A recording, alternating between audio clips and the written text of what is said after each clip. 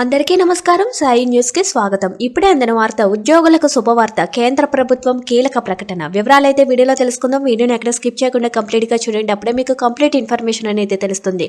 అలాగే ఇప్పటివరకు మన ఛానల్ ఎవరైతే సబ్స్క్రైబ్ చేసుకోలేదో దయచేసి సబ్స్క్రైబ్ చేసుకోండి. అదే విధంగా లైక్ చేయడం మాత్రం మర్చిపోకండి. ఇంకా వివరాల్లోకి అయితే వెళ్ళిపోదాం. కేంద్ర ప్రభుత్వ ఉద్యోగులకు మరో శుభవార్త.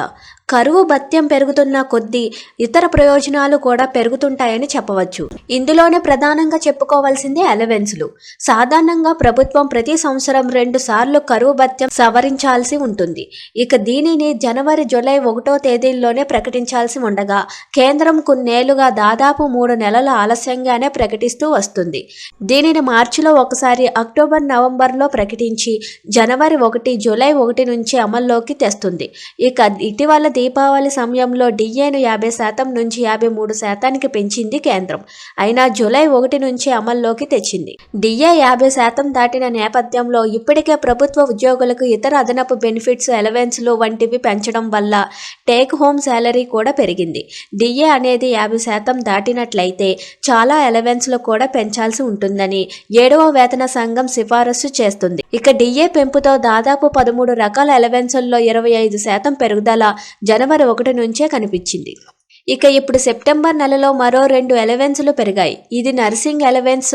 క్లాతింగ్ అర్హులైన ఉద్యోగులకు ఈ 2 రకాల అలవెన్స్లు పెరిగాయని చెప్పవచ్చు.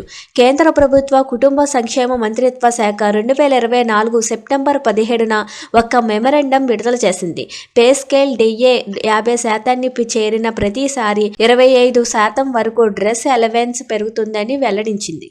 ఇంకా దవాఖానాలు లేదా ఆసుపత్రుల్లో పనిచేసే అందరూ నర్సులకు నర్సింగ్ అలవెన్స్ చెల్లించాలని కేంద్ర కుటుంబం ఆరోగ్య మంత్రిత్వ శాఖ చెబుతుంది.